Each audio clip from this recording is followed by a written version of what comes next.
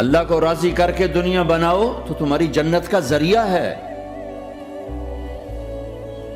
سعد بن عبادہ فرمایا کرتے تھے، یا اللہ بڑے بڑے کام تو، بڑی بڑی نیکیاں تو پیسے سے ہوتی ہیں، کسی کو آزاد کرنا، کسی کا علاج کرانا، کسی کی شادی کرانا، کسی کو گھر بنا کے دینا، تو اللہ مجھے رزق دے تاکہ میں تجھے راضی کرنے میں خرچ کروں، مجھے رزق دے میں تجھے راضی کرنے میں خرچ کروں۔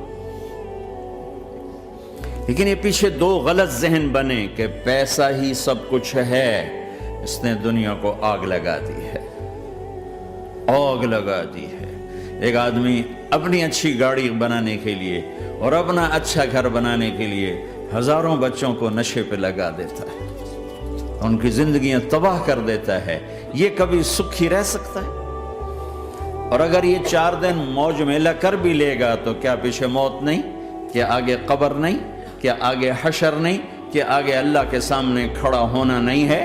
کیا یہ دنیا ایسے ہی چلے گی؟ نہیں نہیں نہیں، اس کائنات کا ایک خالق ہے جس کا نام اللہ ہے، مالک ہے جس کا نام اللہ ہے، اس کا ایک حکمران ہے جس کا نام اللہ ہے، ایک حاکم ہے جس کا نام اللہ ہے، ایک شہنشاہ ہے جس کا نام اللہ ہے، ایک زبردست طاقت ہے جس کا نام اللہ ہے۔ مشرق پر بھی اللہ ہے اور مغرب پر بھی اللہ ہے اور شمال جنوب پر بھی اللہ ہے اور آسمانوں پر بھی اللہ ہے اور دھرتی پر بھی اللہ ہے۔ اللہ کی قسم، میرا ہاتھ کا یوں حرکت کرنے پر بھی میرے اللہ کا قبضہ ہے، میری زبان کے بول پر میرے اللہ کا قبضہ ہے، میرے یہاں بیٹھنے پر میرے اللہ کا قبضہ ہے، تمہارے کھچ کے آنے پر اللہ کا قبضہ ہے۔